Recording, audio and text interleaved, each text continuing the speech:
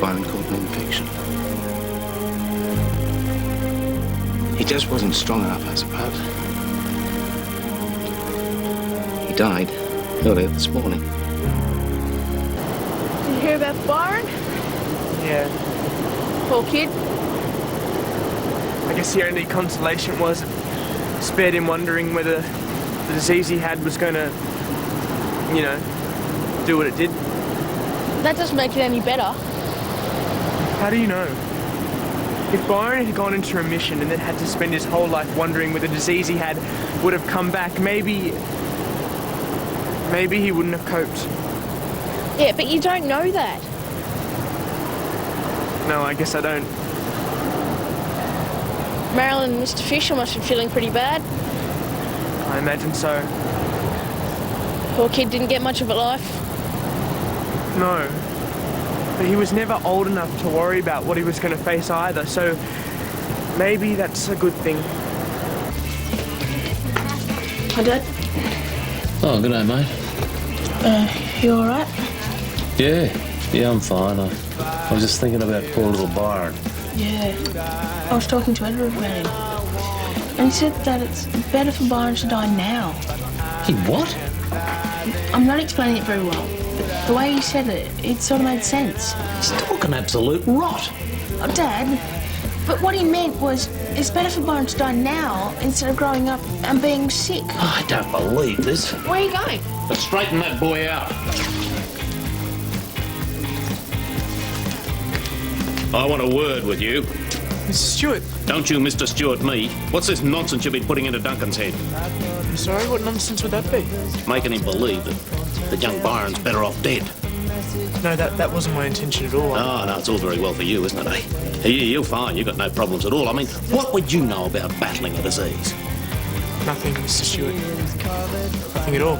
Yeah, that's right, isn't it? So in future, you keep your opinions to yourself, otherwise you'll have me to answer to. Is that clear? Crystal. And get something done about those lumps on your head. I just called round to see how you were holding up. Oh, fine, thanks, Alf. Just wish I could have got an earlier flight, that's all. Yeah, well, anything I can do for you? No, not really. Alson and I could take young Sam for you while you're in the States, if that'd help. Well, thanks, Alf, but, well, I was thinking of asking Judith. She only lives next door, after all. Judith, eh? Yeah, look, I don't know that that's the best idea with that boy of hers hanging around. What, Edward? Yeah, well, you wouldn't want Sam spending too much time with him. The boy's a bad influence. What do you mean? Well, let's just say he's best avoided, eh? What are you talking about? Don, just trust me on this one. No. I'd like to know what he's done. Well, it's just that he said a few things to young Duncan that were a bit off, that's all. Like what? Well, what does it matter? Alf. All right, he said that it was probably best that little Byron passed away rather than growing up with a disease. I mean, where's the logic in that, eh? I gave him a flaming earful, I can tell you. What would a kid like that know about any of this? Oh, Alf. Alf, do you have any idea what you've done?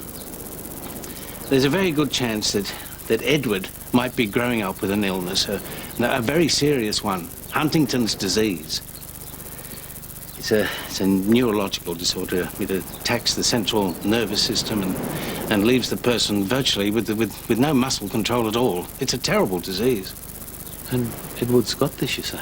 Well, no one knows. He can't be tested until he's 18.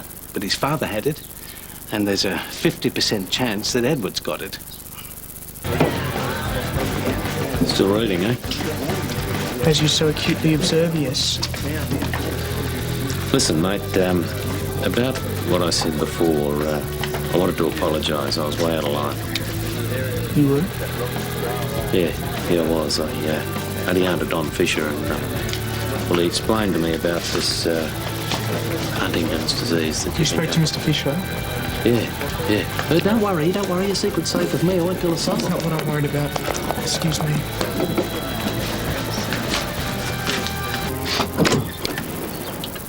Edward? Hi, Mr. Fisher. Could I have a word? It'll just take a second. It's important.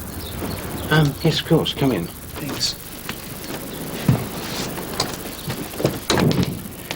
This is about Alf, I take it. Yeah. Yeah, I'm sorry, Edward. I really am terribly sorry. I just had to tell him. He was fuming about something you said about Byron growing up with an illness, and, well, I didn't want him to think badly of you. It's all right, Mr. Fisher, really. That's not why I came over. It's not? No. I just wanted to make sure that you understood what I said about Byron. Well, yes, I mean, knowing what I do about your father's condition, yes. Yes, I do understand, yeah. Good. I was just thinking out loud. Looking back, I guess it was a really silly thing to say. Yes, Edward, I think it probably was. Particularly coming from you. I realise what you're going through. It must be very, very difficult for you. But at least you have hope. Don't forget that.